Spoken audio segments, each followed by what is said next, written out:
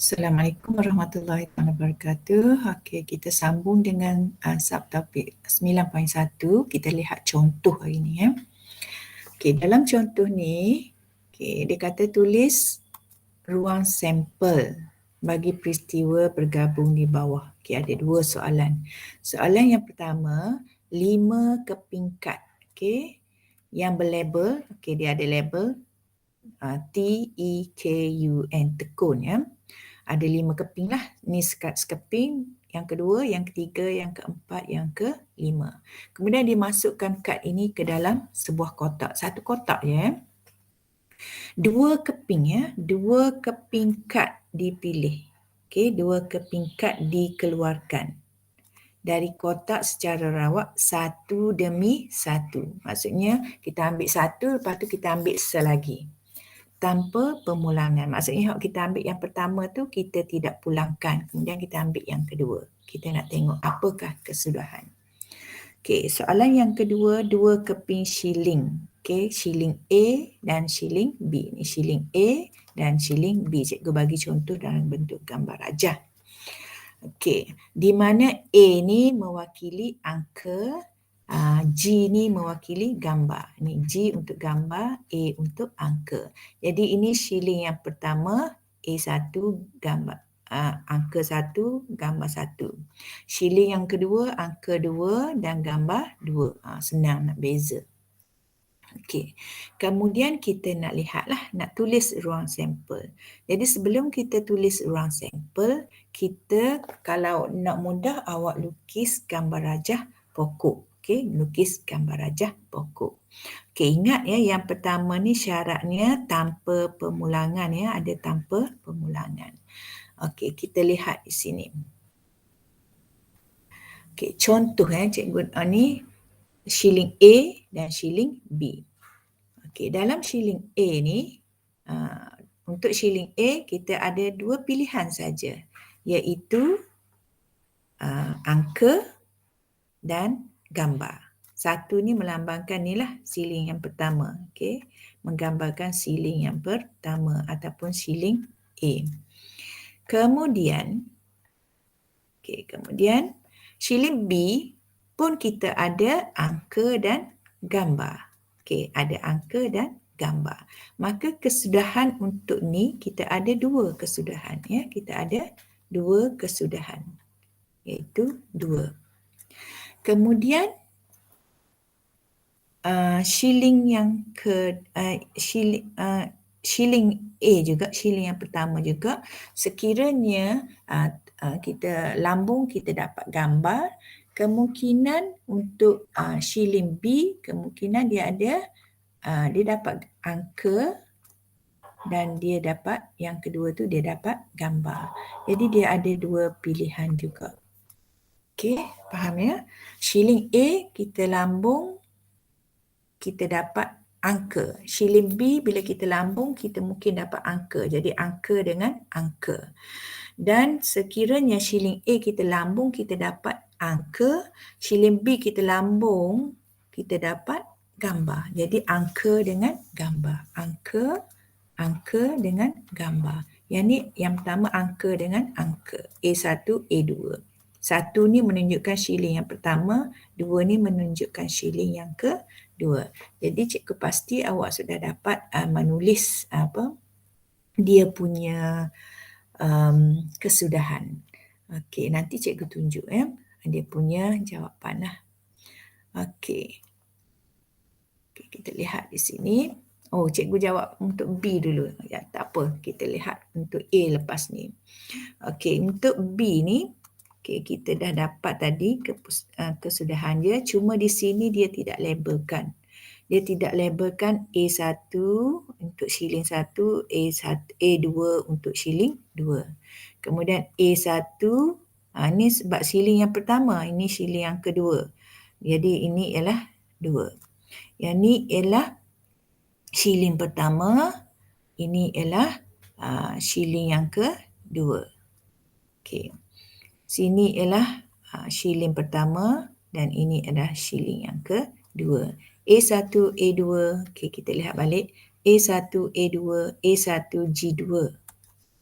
A1, oh silap ni, mesti yang 2 ya. 2 sini, bukan 1 ya, 2. Yang kedua ni mesti semuanya 2 ya. Ni 2. Okay. Jadi shilling 1, A1, A2, A1, A2 selesai, A1, G2, A1, G2, okay. Kemudian kita ada G1, A2, G1, A2 dan akhir sekali G1, G2.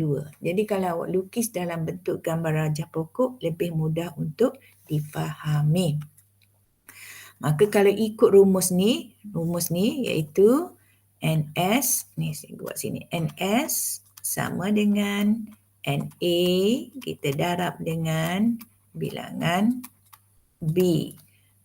Di sini shilling 1 dan di sini shilling 2. Kesudahan dia ini 2 darab dengan 2. Maka kita dapat 4. Ni shilling A ada 2 pilihan, shilling B ada 2 pilihan. Sebab shilling ada gambar dengan angka sahaja. Jadi kita akan dapat 4 pilihan seperti di sinilah. Maka selesai untuk soalan B. Okey, kita lihat soalan A. Ingat ya, soalan A tanpa pemulangan tu ya. Okey, soalan A kad 1 kita ambil, kita mungkin dapat T, huruf T ya. Ataupun kita mungkin dapat E ataupun K ataupun U ataupun N. Jadi kad 1 ni yang pertama tu dia akan dapat 5 pilihan lah. T, E, K, U. 1 pilihan. Okey, di sini untuk kad yang kedua.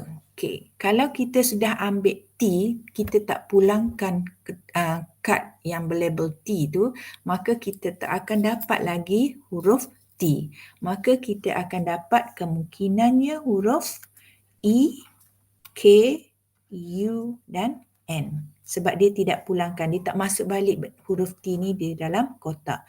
Jadi kemungkinan kad yang kedua ni, kad yang kita ambil yang kad yang kedua, pilihan yang kedua tu, kita ambil yang kedua, kita akan dapat E, K, U ataupun N.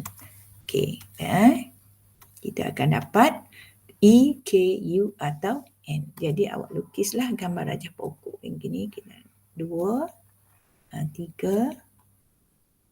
Allah. Sekejap, cikgu buat comel sikit.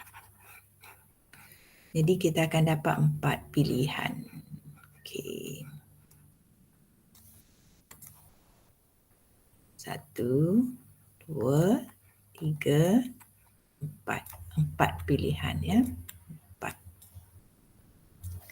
Okey, agak-agaknya awak boleh tak nyatakan sekiranya kad yang pertama ni kita ambil terkena huruf E. Kita ambil huruf E.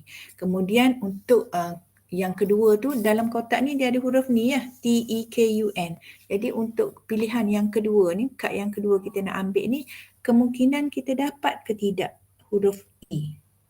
Okey, kita tak akan dapat sebab kita pegang dah kad ni. Tak letak balik dalam kotak. Maka pilihan yang kita ada hanya 4 juga. Iaitu T, K, U dan N. Gitu. Okey, maka kita akan dapat T, K, U, N. Tak ada dah huruf E sebab huruf E kita sudah pegang. Begitulah maksud kebarangkalian. Jadi cikgu nak tahu adakah awak boleh buat yang seterusnya. Yang seterusnya. Daripada sini kita dapati kita boleh buat kesimpulan dah di sini ya. Kalau seterusnya sini pun mesti 4 ke 3, 4 ke 5. Mesti 4 juga ya. Jadi 4, 4, 4, 4, 4 kita akan dapat 20 kesudahan ya. Sebabnya kita akan dapat 20 kesudahan. Jadi awak boleh lukis, tulis dia punya ruang sampel. Okey, ruang sampel dia. Okey, untuk T ni kita akan ada yang pertamanya ialah T dengan E. Okey, kita ada T dengan E. Kemudian kita ada T dengan K.